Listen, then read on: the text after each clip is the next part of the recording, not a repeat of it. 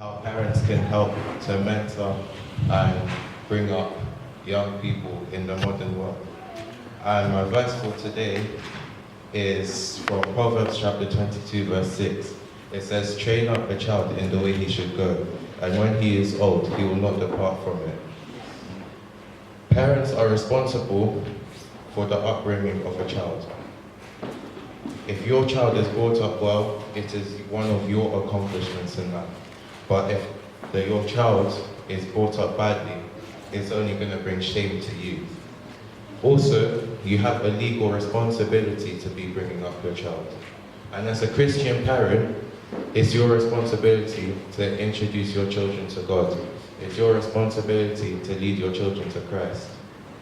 But some parents neglect their responsibilities.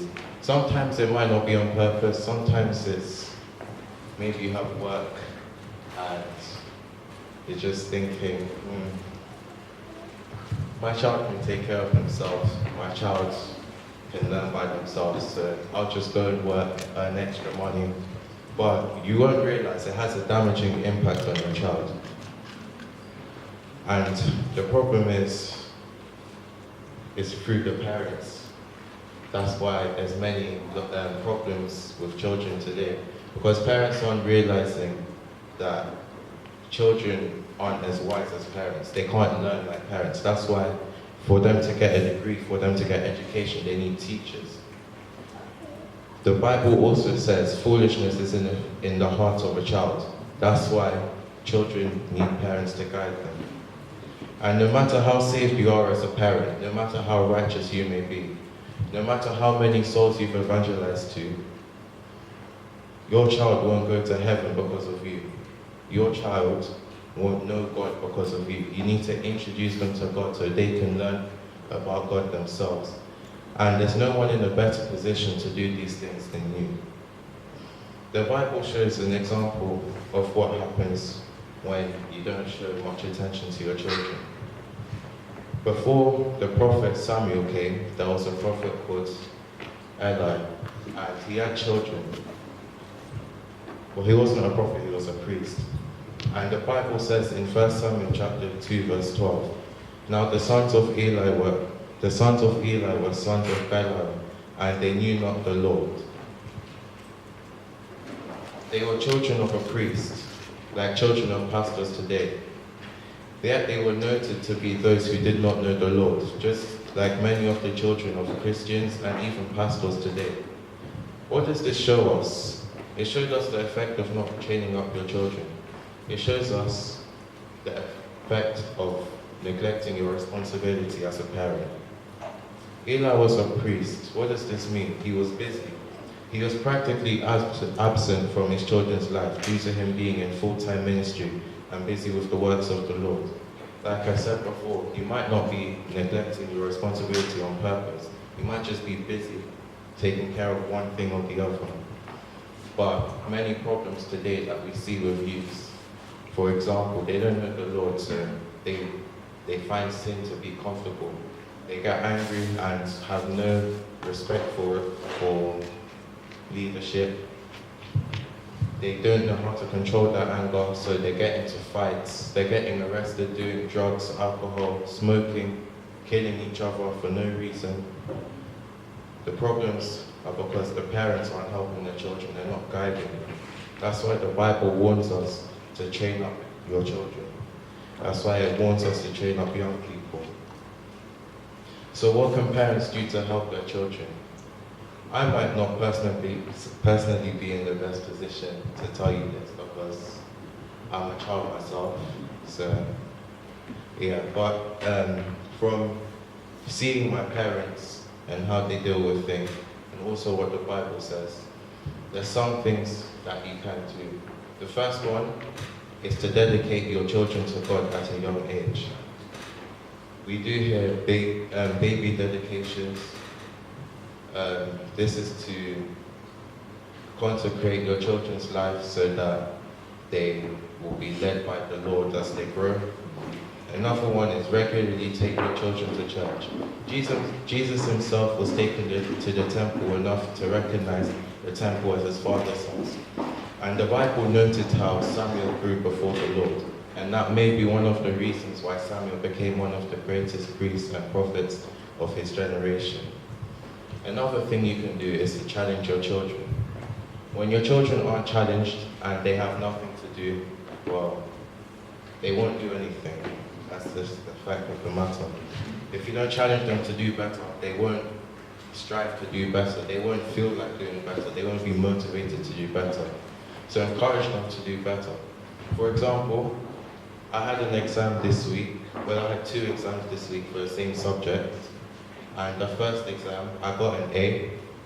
And my mother said, "Why didn't you get an A star? You should be getting an A star." And I'm thinking, I got an A. What? This is not good enough. You know how it is. So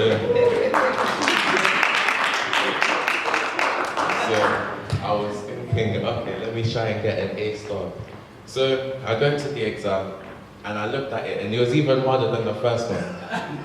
I was like, how was I going to plan to get an A star? So, well, I was thinking, I don't want to disappoint my mom. So I prayed for a long time. I prayed because I didn't know what I was going to do. And I did the exam, and I came out with an A star. Highest in the class. So it shows how when parents motivate and challenge their children with the help and grace of God, so it will help take the children to the next level.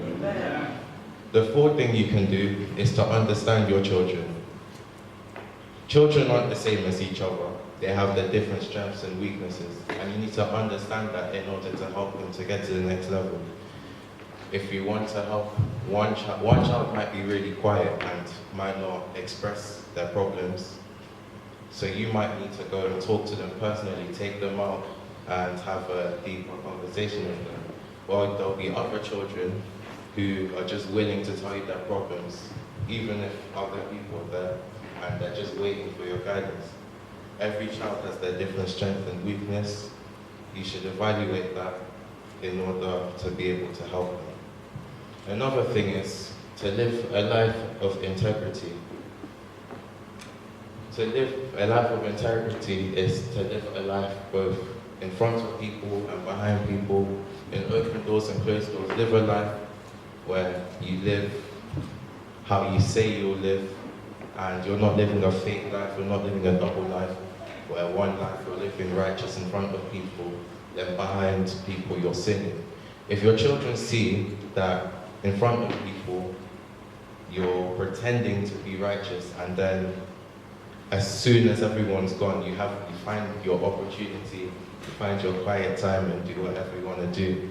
And if it's not pleasant to God, well, it's not. That's just how you want to be. If your children see you doing that, well, what message do you think you're sending to them? They're just learning from you to also do the same. They're learning from you to live a life of sin behind closed doors, because it's not like anyone will know. That's what you're teaching them. But if you're living a life where you're genuine, and you're living a life where they see you growing up, they see you following the Lord as they grow up, they'll also learn to follow the Lord with all their heart and to serve Him with all diligence. Another thing you should do is to encourage your children so that what they know or what they think is impossible becomes possible to them. If you don't encourage your children, no one will encourage them, because, well, everyone's helping themselves. Everyone wants themselves to do better than you're doing. So their teachers might not always be helping your children. They might not even know how to help themselves. Sometimes you're the one who needs to come to encourage them and to help them and to show them that they can do it. As a parent, you have experience, so you have the knowledge on how you can guide your child to achieve what they wanted to achieve. Another thing is to introduce your children to the Lord. Teach them to pray, teach them to worship God, teach them to read the Bible. Help them to give their life to Christ. Show them the importance of giving their life to Christ. Teach your children why giving their lives to Christ is good. Have a special time with them where you devote your time to God, where you all pray, you all worship, and you all read. For example, in our family, it started off on Saturdays in the morning. We would wake up all tired. No one wants to get up in the morning on a Saturday. It's 10 a.m. is the morning. But yeah, we get up whether we want to or not. Since we were little, it's not really like we have much choice ourselves. So we'll get up in the morning and we would have to go downstairs. We would all pray together. So maybe it would be my turn today. I would start off by singing some songs, leading us in worship. And then I would lead us in prayers. Then we'll read the good seed and read the Bible, talk about the Bible and what it meant to us on that day. The next day we'll do the next Saturday we'll do the same thing. But now we do that every day. Saturdays after school. It's really tiring. It's really tiring. You want to go and sleep when you're praying.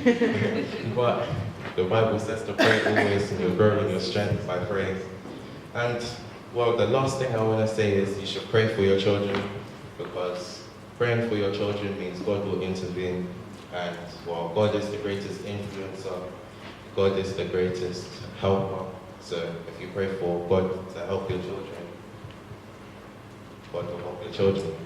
And God will help you to train your children. God will help you to take your children to the level you want them to be. Now, just a quick question. Who can remind me what the verse for today was? What does it say? Train your child in the way of the Lord, Yeah. and you will depart from it. Amen. Amen.